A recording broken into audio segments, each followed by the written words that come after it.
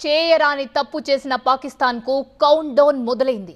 ఊహించని రీతిలో దాడులు చేయడానికి భారత్ సిద్ధమవుతోంది. ఇప్పుడు Bharat target one and only Pak ఆక్రమిత కాశ్మీర్. అక్కడే సంచలనాలు నమోదు కావచ్చు. ఎందుకో ఈ బ్రేకింగ్ లో చూద్దాం. పాక్ ఆక్రమిత కాశ్మీర్లో ఉగ్రవాదుల కోసం భారత్ వేట మొదలుపెట్టింది. 17 ఉగ్రవాద శిబిరాలను గుర్తించింది భారత సైన్యం. 37 లాంచింగ్ ప్యాడ్స్ ఉన్నట్లు ఇంటెలిజెన్స్ వర్గాలు చెబుతున్నాయి. టెర్రర్ శిబిరాల్లో పలువురు ఉగ్రవాదులకు శిక్షణ ఇస్తున్నారు. భారత్లో చొరబడి దాడులు చేయడానికి క్యాంపుల్లో శిక్షణ ఇస్తుంది ఐఎస్ఐ. ఆయుధాల వాడకం, మెరుపు దాడులపై ఉగ్రవాదులకు శిక్షణ ఇస్తోంది పాకిస్తాన్ సైన్యం. పాక్ ఆక్రమిత కాశ్మీర్లో పాకిస్తాన్ ఆగడాలకు పక్కా ఆధారాలు సేకరించే పనిలో భారత్ బిజీగా ఉంది. ఈ ఉగ్రవాద శిక్షణా కేంద్రాలపై భారత్ సర్జికల్ స్ట్రైక్ చేస్తుందా అన్నదే ఇప్పుడు ఆసక్తికరంగా మారింది.